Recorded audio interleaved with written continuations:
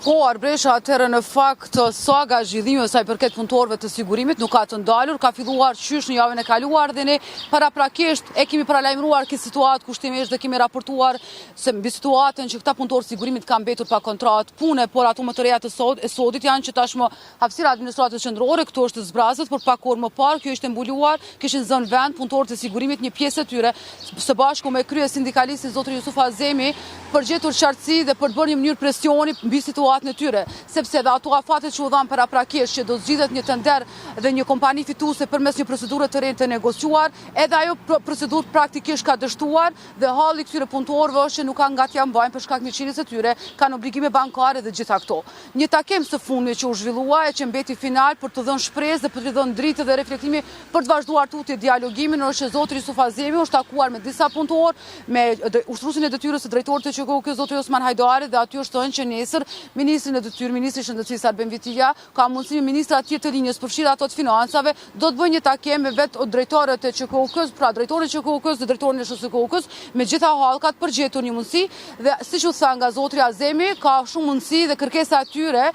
më parimorja dhe më qënësorja sipas tyre është që këta punëtorë, pra rreth 260 dhe rreth 280 punëtorë, të kthehen në menaxhimin e QKU-s, pra të bëhen punëtorë të sektorit publik, nga se duke ditur problemeve të shumta që kanë ndodhur për shkak të tenderëve me operatorët privat. Ne duhet kujtojmë dhe ne do të jemi patjetër nesër për të parë këto zhvillime dhe mbase mund të jetë një lajm dhe një verdikt përfundimtar se çfarë do të bëhet me këta punëtorë. Po ashtu zotri Azemi theksoi që për këto ditë që nuk kanë dalë në punë punëtorët, sepse praktikisht nuk kanë kontratë pune dhe nuk kanë ndonjë mandat për të kryer sigurimin e objekteve fizike, për të menaxhuar palët dhe gjitha të tjerat, aty do të gjendet ndonjë modalitet mund të ketë mundësi për t'i paguar. Kujtojmë që një procedurë negociuar e lidhur në marsin e këtij viti është shkëputur 2 muaj pas nënshkrimit të saj, pas ankimimit të disa operatorëve dhe OSHP që ka obliguar autoritetin kontraktues në këtë rast QKU-n për ta shkëputur kontratën. Dhe njëjta mandej ka shkuar nga kompania fituese, ka shkuar në gjykatën komerciale, pra ka bërë ankimimin dhe nuk kanë marrë përgjigje QKU javën e kaluar, pashtu e ka proceduar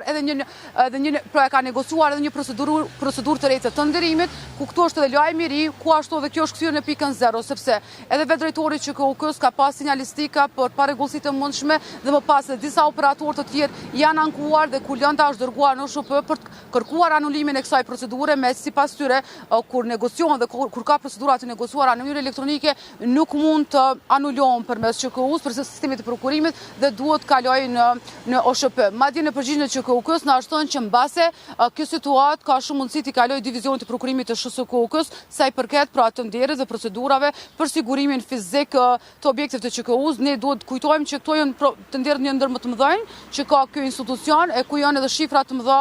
milionshë dhe kontrata afatgjate deri në 3 vjet. Kaq kishim sa i përket